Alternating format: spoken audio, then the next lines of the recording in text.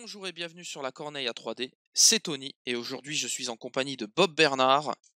Salut. On se retrouve pour poursuivre la série de podcasts dédiée à la mise à jour S03 et nous allons voir les Stark. Donc les Stark, on va attaquer par le deck tactique puisque plusieurs cartes ont changé. La première, ça va être le Devastating Impact. Donc ce qui a changé sur cette carte, c'est le trigger. Donc maintenant, quand une unité amie va effectuer une action de charge, après avoir jeté votre dé de distance de charge, l'ennemi qui sera correctement chargé deviendra paniqué et vulnérable. Et si vous contrôlez la zone cavalerie, vous pourrez relancer votre dé de charge. Ouais, très gros up pour cette carte. Un petit mot qui change et ça fait un très gros up. L'intérêt, c'est que maintenant, on ne la joue pas en prévention, en se disant, bon, bah, au cas où, si je vais rater ma charge, je pourrais peut-être lancer. Non, maintenant, c'est, tiens, j'ai raté mon jet de charge, je vais la jouer, par exemple, pour la relancer si j'ai les poneys. Et si j'ai pas les poneys, et ben, je la joue que si j'ai réussi ma charge. Hein. On va pas s'amuser à jouer la carte en disant, bon, bah, j'ai raté ma charge, je la joue, donc globalement, tu la joues que si ta charge va être réussie, si tu sais qu'elle va être réussie, et du coup, tu vas pouvoir caser un paniqué vulnérable. Et du coup, la grosse chose que ça va engendrer également, c'est que s'il y avait d'autres cartes avec des triggers identiques ou proches, maintenant on peut cumuler les deux, C'est ça. et notamment Winter is Coming qui a Ouais, également changé. on va le voir, oui. On va déjà voir The North Remembers. Donc The North Remembers, la carte est pareille qu'avant, il y a toujours le système au début de n'importe quel tour, vous pouvez l'attacher. Quand vous perdez une unité d'infanterie ou de cavalerie, vous placez un token dessus. Et à ce moment-là, vous gagnerez le plus haut jet de dés tout le temps sur votre attaque. Sauf que là, ils ont changé. Au lieu d'avoir un 6 à votre distance de charge auto quand vous contrôlez les épées, cette fois-ci, vous gagnerez plus 1 pour toucher sur vos attaques, si vous contrôlez les épées bien sûr.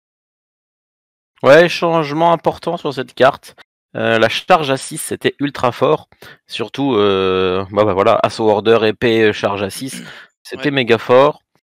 Mais ça avait un petit défaut, c'est que souvent en fin de game, bah tu charges plus beaucoup. Souvent, ou alors tu fais pas des grosses charges. Souvent t'es assez proche, ça dépend comment tu joues, hein, parce que des fois tu peux aussi, on va dire, beaucoup bouger, te dire bon bah comme ça en fin de game je pourrais faire des grosses charges pour rattraper l'adversaire. Mais de manière générale, voilà, c'était plus gadget qu'autre chose.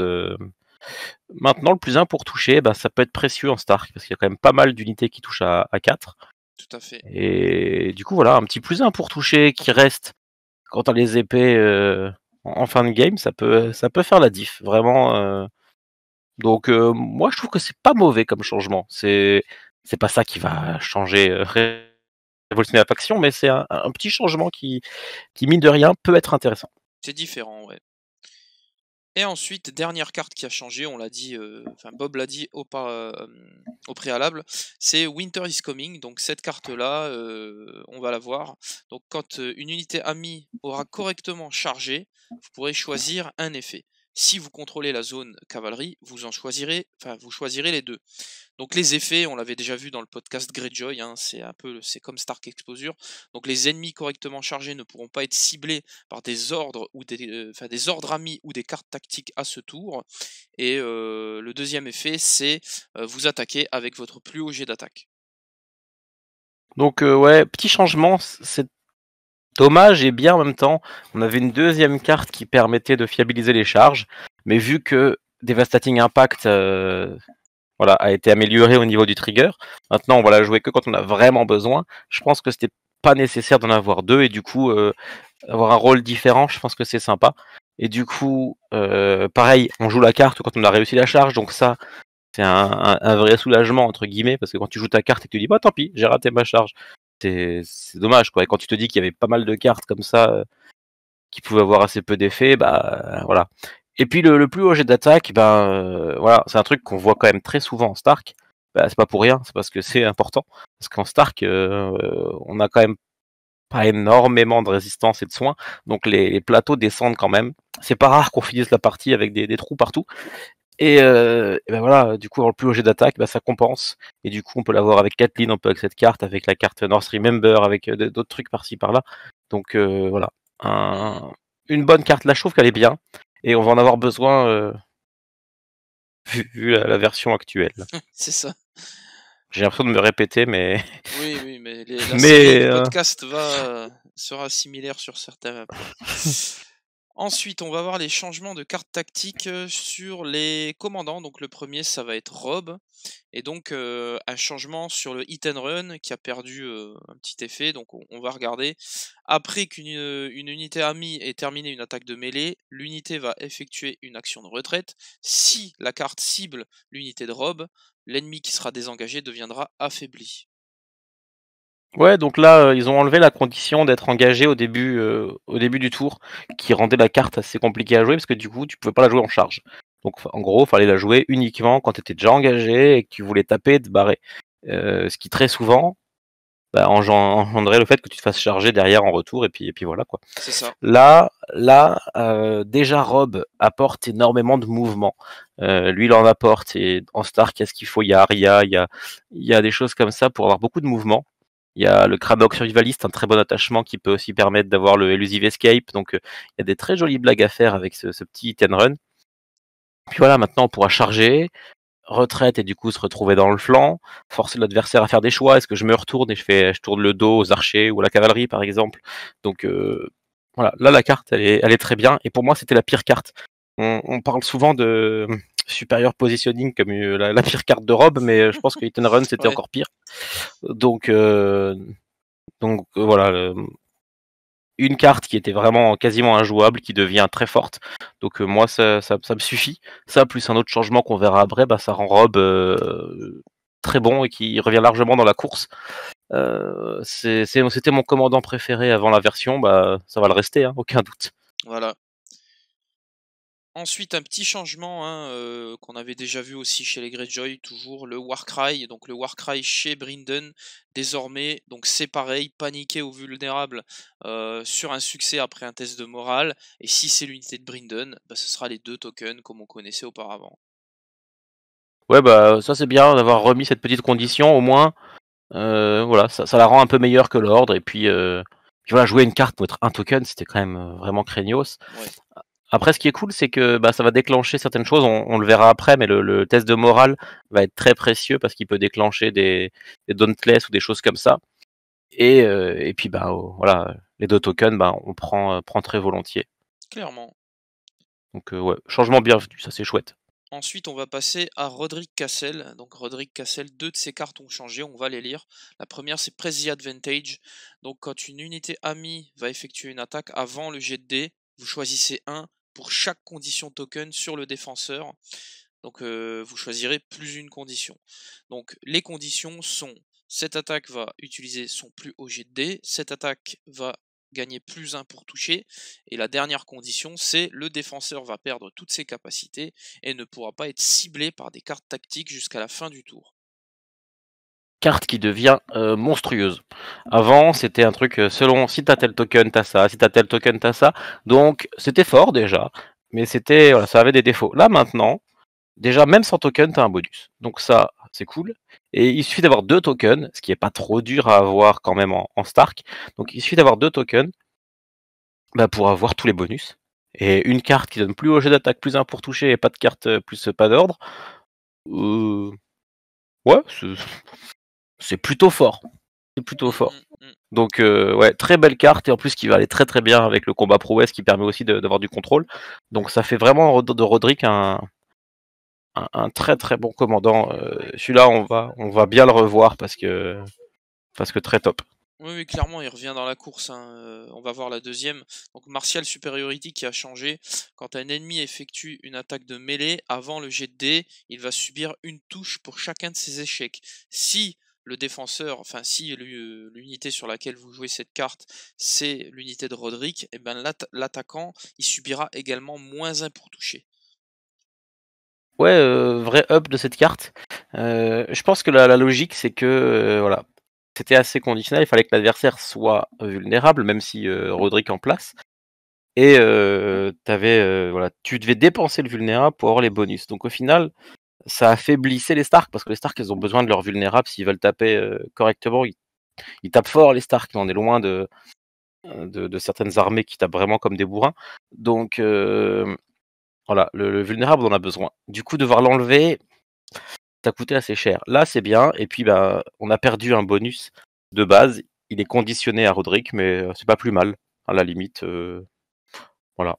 Hmm. Je pense que c'est devenu une très bonne carte. Alors, c'est étrange qu'il l'ait changé chez Roderick, mais pas chez Eldon en Baratheon, mais bon, soit. Ah, mais les Baratheons doivent manger, hein. Ouais, Si non, c'est mais comme après, ça. bon, voilà. Non, mais vraiment, ouais, ce commandant là, il est désormais plus simple à jouer, plus accessible. Ah oui, là, il est devenu vraiment plus simple à jouer, ouais. Alors, autre commandant qui a changé, donc 2 cartes, c'est Hollandrid, hein, Cranogman. Donc lui, la première carte qui a changé, c'est Cranogtraps. Donc cette carte-là, quand une unité ennemie s'active, si cet ennemi est à longue portée d'une unité Cranogman, il subira -1 à son mouvement à ce tour-ci. Et si cet ennemi déclare comme action une manœuvre, une marche ou une retraite, à ce moment-là, il sera traité comme se mouvant, donc comme bougeant à travers un terrain dangereux. Ouais, donc là, on a une grosse modif de cette carte. Cette carte, elle créait un terrain dangereux jusqu'à la fin du round, ce qui rendait les choses peut-être un peu bah, dépendant du terrain, forcément, mais ça offrait des grosses possibilités tactiques parce qu'au final, ça devenait dangereux bah, pour tout le jeu, pour toutes les unités de l'adversaire. Donc, s'il y avait plusieurs unités dans le terrain, bah, toutes les unités qui allaient s'activer, ou faire des manœuvres ou autres, ou des attaques gratuites ou machin, allaient se prendre les wounds. Donc, ça avait un potentiel de dégâts qui était assez violent. Maintenant, ça restera juste pour le tour. Et, et ça sera, on va dire, plus facile parce qu'il y a pas besoin de terrain, il y a rien besoin. C'est en gros, tu t'actives, tu bouges, bah, tu prends les wounds. Donc sur un solo, par exemple, ça peut être très fort, Oui. hein. Un loup qui dit: «Bon, bah, je m'active, je vais aller prendre l'objectif». Attends, attends, attends, si tu bouges, tu vas d'abord te manger, D3 plus une wound. Je suis pas sûr que tu vas avoir envie de bouger, de prendre le risque de crever. Un Donc Varamir, pourquoi un pas? Varamir, un Jorah, il y a plein de choses qui peuvent, donc ça, typiquement, dans ce genre de cas, ça fera en sorte que l'adversaire fera rien et ça peut être, très intéressant et si l'adversaire a vraiment besoin de bouger sur une unité à un moment, si tu sais qu'il va venir, qu'il va faire une marche, c'est obligatoire parce que sinon il est trop à la traîne, bah, D3 plus une wound gratos, bah, on prend. On prend largement, surtout quand on imagine, on a par exemple à côté des archers avec un warden, donc l'adversaire il va vouloir faire une marche, il va se prendre le tir des wardens, il va se prendre le D3 plus une wound, donc voilà, c'est en même temps un des potentiels de dégâts et en même temps quelque chose pour dire à l'adversaire non, tu bougeras pas quoi. Voilà, encore une carte qui a été simplifiée, qui est plus C'est ça, facile à c'est jouer. exactement ça. On le voit beaucoup hein, dans cette mise à jour. Ouais. Je sais pas comment on doit le prendre. D'un côté. Bon bah les nonos, on va vous mettre des cartes plus simples hein, parce que vous êtes un peu cons. Donc bon, mais voilà, beaucoup de cartes ont été simplifiées, du coup moins fortes, mais plus simples à jouer. Alors je pense que pour beaucoup de joueurs casus, ce sera chouette parce qu'il y a moins de questions à se poser. Mais pour le compète, c'est peut-être un peu dommage parce que ça limite quelques options. Mmh. Et la deuxième qui va changer, on verra, hein, c'est aussi une simplification, Bog Devil Ambush. Donc cette carte-là, quand un ennemi s'active, vous choisissez une condition. Donc soit si cet ennemi est à longue portée d'une unité Kranog ami, Non, l'ennemi... celle-là, elle a pas changé, c'est le Threat Unseen qui a changé.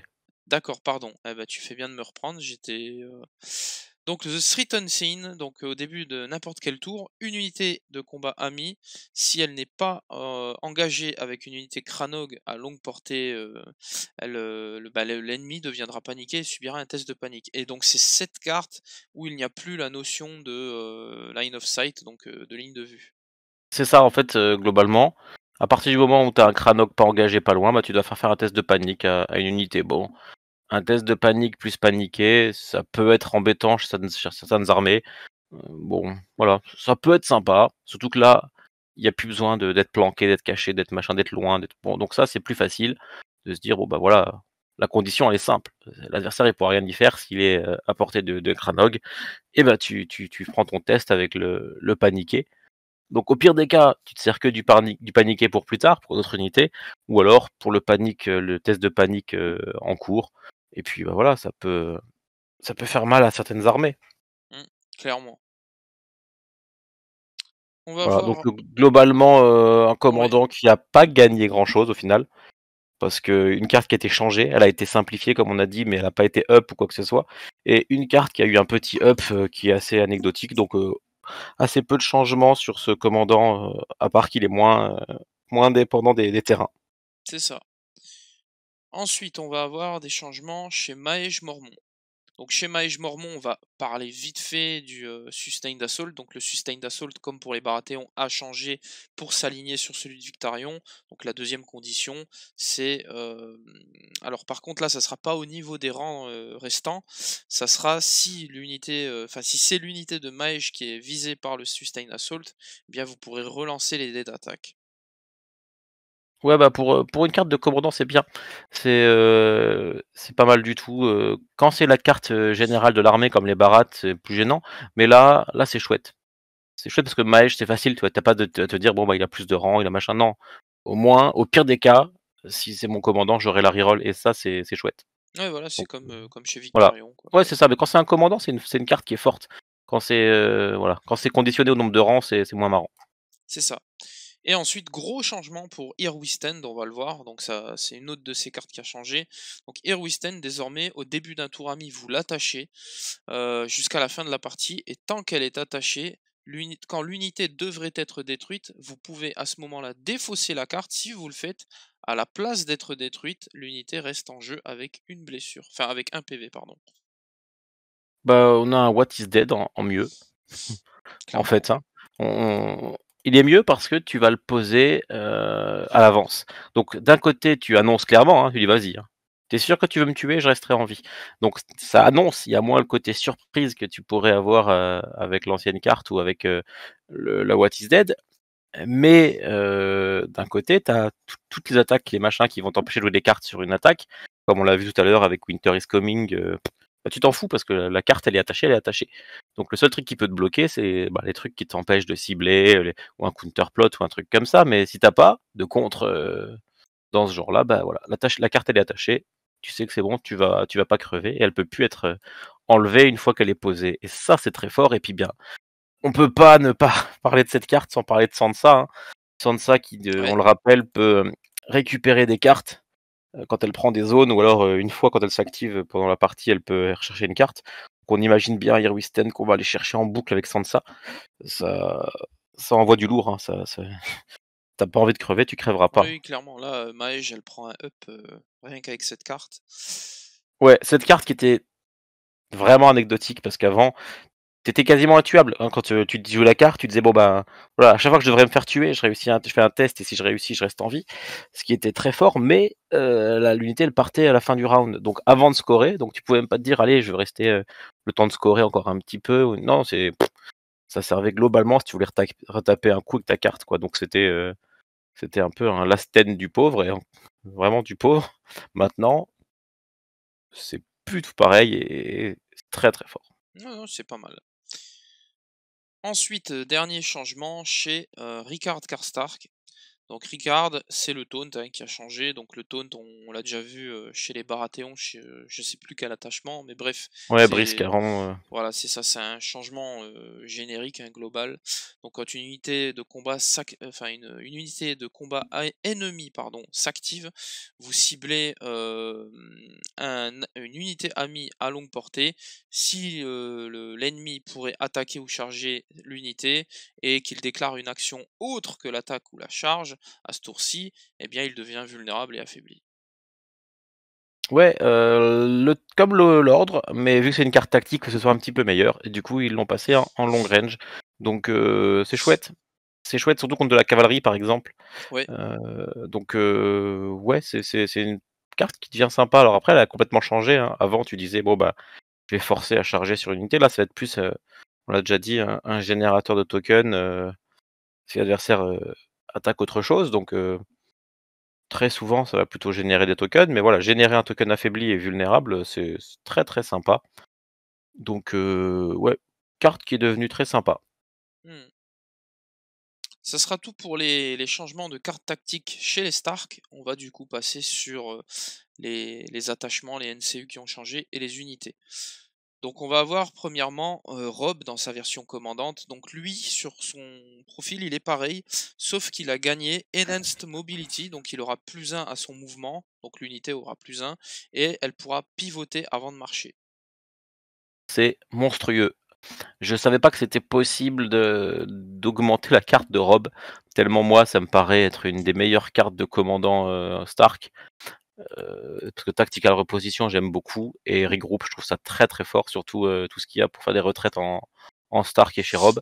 Donc déjà c'est un commandant que je trouvais déjà très fort au niveau de sa carte, mais alors là on lui a ajouté une capa monstrueuse, à savoir +1 en mouvement et pouvoir pivoter avant de marcher. Ça veut dire que si tu le fous dans les Kranog au hasard, hein, vraiment pur hasard, tu as 7 en mouvement et on peut pivoter et marcher. Donc tu peux très bien pivoter, marcher de 14, début du tour adverse, je fais un tactical reposition, je bouge de 3. Donc en quelques secondes, j'ai bougé de 17. Sans parler des possibilités swift reposition dans le deck de base, Aria pour faire des manœuvres donc de 7 2 fois dans la partie, plus les retraites que tu peux avoir. Enfin, ça fait une mobilité de malade et c'est chouette, c'est agréable à jouer. Moi, je le disais, c'est mon commandant préféré. C'est pour ce genre de raison. On va pouvoir se barrer, contourner, rendre dingue l'adversaire et moi je m'éclate à fond avec ce type de gameplay. Mm. Et voilà, c'est pas forcément un commandant qui va taper comme un bourrin puisqu'il a pas un seul truc offensif, on va dire, mais franchement, c'est ultra plaisant. Mm. Alors ensuite, niveau NCU, on a Eddard Stark dans sa version de main du roi, qui va passer à 5 points au lieu de 6. Je te laisse la main là-dessus, la main du roi. Oui, alors, Ned Stark, il est très très fort, mais 6 points, c'était un peu chaud à caser, parce que bah voilà, 6 points, il faut que le NCU, il ait un impact important sur la game, comme va avoir Tywin par exemple. Tywin, tu sais qu'à 6 points, il y a un moment où tu as envie de mettre une claque à l'adversaire, tu vas lui mettre sa claque, c'est sûr. Ned, il a un fonctionnement différent puisqu'il est tout au long de la partie. Il va empêcher une unité alliée ou ennemie d'être ciblée par les zones du tableau donc, et par les NCU. Donc, Ça, ouais. typiquement, tu te dis, bah, je commence, je vais prendre les épées avec Ned, et puis ton unité là qui voudrait se soigner derrière ou se barrer ou des choses comme ça, bah, je vais l'empêcher d'être ciblé. Et du coup, ne pas pouvoir faire d'action gratuite, c'est incroyable. Je trouve vraiment que c'est un truc assez dingue. Donc pour 5 points, on va le voir beaucoup plus. Et comme si ça suffisait pas, il a surtout une capa une fois par partie, où il dit, bon ben écoute, je vais me sacrifier, je vais mourir, mais ton NCU s'activera pas et il perd toutes ses capas pour ce round. Donc ça aussi, pour enfoncer le clou, quand tu es en fin de partie, l'adversaire il pourrait retourner la partie, toi tu dis non, non, toi tu vas rien faire, c'est très fort. Et surtout, bah, tu as le temps d'activer Ned avant. Donc Ned il s'active, il prend sa zone et après il se sacrifie et ça c'est très très fort. Ah Parce bah que toi t'as pas perdu typiquement, d'active et lui oui ouais, quoi. typiquement sur un Ballon Greyjoy, Ouais, fort ouais, mal. Ballon qui pourrait au bon moment, tu te dis bon bah je fais revenir l'unité, elle est pas activée par exemple, ou même si elle est activée, enfin peu importe, je vais faire revenir une unité, et bah non, tu vas devoir attendre le round prochain, tu t'actives pas, tu perds tes capas, machin. Enfin, il y a plein de choses. Une Lady Val en free folk qui va dire bah voilà, tu t'actives même pas, tu feras pas ta manœuvre ce tour-ci, donc enfin voilà. Voilà, c'est très très fort, c'est très sympa. Et puis, ben, on n'oublie pas qu'il y a Jaqen, hein. Jaqen, il Eh peut oui, copier Ned parce que c'est une influence. Donc, il y a des listes qu'on pourra faire, qui ont déjà été testées par Exodus. Si vous voulez voir un petit peu ce que ça donne, vous pouvez lui demander. Il m'en voudra pas. Quand tu joues Jaqen plus Ned, il y a des choses très très sympas à faire parce que du coup, hein, voilà, je rappelle, mais il empêche l'unité d'être ciblée par les zones et par les NCU. Donc tu bloques les influences, tu bloques Barristan, tu bloques Ariane, enfin voilà, tu bloques énormément de choses. ouais. Ensuite, on va voir également Robb Stark dans sa version Roi du Nord, donc NCU, hein, qui passe de 4 points, enfin qui était à 5 points et qui passe à 4 points, donc son influence, hein, enfin non, son effet qui permet, enfin c'est une influence, et son effet de simuler Outflank. Je te laisse en parler. Ouais, ça aussi c'est un truc qui est génial. Robb Stark, alors le seul défaut de Robb Stark, pour moi, hein, c'est qu'on peut pas le mettre avec Ned. Parce que quand t'as Ned qui débarque en outflank, c'est tellement violent. Donc voilà, Robb Stark, pour 4 points, il va pouvoir, enfin, dans la partie, prendre les poneys et faire redéployer une unité que tu avais déployée normalement. Donc ce qui est très très fort comparé au outflank, c'est que déjà, tu choisis l'unité qui va se redéployer à la fin du déploiement. Donc tu fais ton déploiement tranquillement, et à la fin tu te dis, bah tu vois, celle-là, eh ben, elle va aller en réserve. Et ça, c'est très très fort parce que tu peux largement bluffer sur le déploiement. L'adversaire, il va mettre son unité par exemple super forte en face de ton unité à toi, et ben elle va se barrer. Et ben, c'est con, mais voilà. Et très souvent, très très souvent, l'adversaire va penser que vous allez prendre la cavalerie. Si vous avez une cavalerie Tully, par exemple, il va se dire, bon, bah, c'est bon, aucun doute, vous allez prendre la cavalerie. Mais faire ça avec votre commandant ou une unité assez violente aussi, c'est largement faisable, et voire avec des archers, enfin avec tout ce que vous voulez. Il y a plein de blagues à faire. Avec des swordsmen de la Golden Company. Oui, bah ça, voilà, ça c'est l'évidence même, mais voilà. Non, non, mais voilà, et c'est le genre de truc qui est très très sympa à jouer. Et puis, accessoirement, comme si ça suffisait pas, l'unité en question qui va arriver en outflank, elle gagne aussi paniquée vulnérable à chaque fois qu'elle charge de flanc. Mm. Donc voilà, très très très sympa.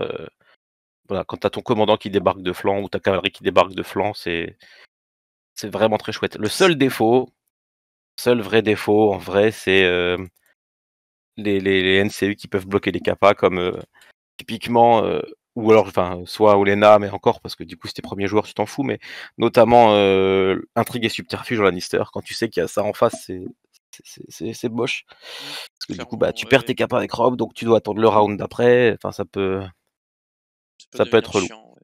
Donc à part contre Lannister, c'est un NCU qu'on peut jouer sans crainte. Mm. On va continuer du coup et terminer aussi avec les changements sur les unités de combat. Donc la première, ça va être les Cranogmen. Donc eux, au niveau des changements, il va falloir que tu m'aides. Il me Alors en semble. fait, ils ont perdu la retraite. Voilà, et ils ont gagné Mark Target, c'est ça? C'est ça, c'est Tout à exactement fait, ça. ouais, ouais. Bon bah Donc écoute. changement de rôle de cette unité. Il y en a qui vont pas aimer, d'autres qui vont beaucoup apprécier. Moi, c'est un changement que je trouve très sympa parce que ben voilà, ça met du token encore une fois, et voilà, c'est un truc qu'on aime bien. Comme je disais, en Stark, on va peut-être manquer un peu de létalité, donc rajouter du vulnérable, et ben ça va être ce qu'il faut pour compenser l'absence de Sundering ou des choses comme ça. Et puis la retraite, moi j'étais pas un grand fan de la retraite des trackers parce que, ben voilà, 6 plus d'armure, 7 de morale. En général, si t'as pris une attaque au corps à corps, c'est que t'es déjà sur une jambe, il te reste plus grand chose. Donc voilà, une retraite c'est bien joli, mais ça veut dire que l'unité va pas crever tout de suite, mais au final, elle sert plus à grand chose entre guillemets, quoi, à part à faire des trappes. Mais bon, Mm. voilà. Donc t'as pris une charge, t'as plus que 3 PV, super, je fais une retraite. C'est rigolo, mais perso, c'était pas ce que j'aimais faire. Ouais. Ensuite, on va avoir un changement sur la cavalerie Tully, donc deux petites modifications, donc un petit up au niveau du Petite, moral. petite, hein, petite. Hmm. Petite modif. Ouais, petite, Vraiment petite. petite. On va avoir 5 en moral au lieu de 6. Donc on se rappelle qu'avant ils avaient le Ils avaient Embolden le... hein, qui le permettait. Sauf que là ils ont enlevé l'Embolden et ils ont changé avec le Rally Banner, donc la bannière de ralliement. Donc à chaque fois qu'une unité amie à courte portée de la cavalerie réussira un test de morale, elle se soignera de 1. Et c'est bienvenu. Ouais, c'est un Dauntless de zone, tout Voilà. simplement. Dauntless, c'est une capa que je trouve extra forte, pour 2 raisons. Hein. Déjà, c'est un soin à chaque fois qu'on réussit un test, donc si on a un bon moral, c'est cool. Là, c'est le cas. Et deuxièmement, ça marche sur les tests de morale et pas de panique. C'est pour ça que j'adore cette capa.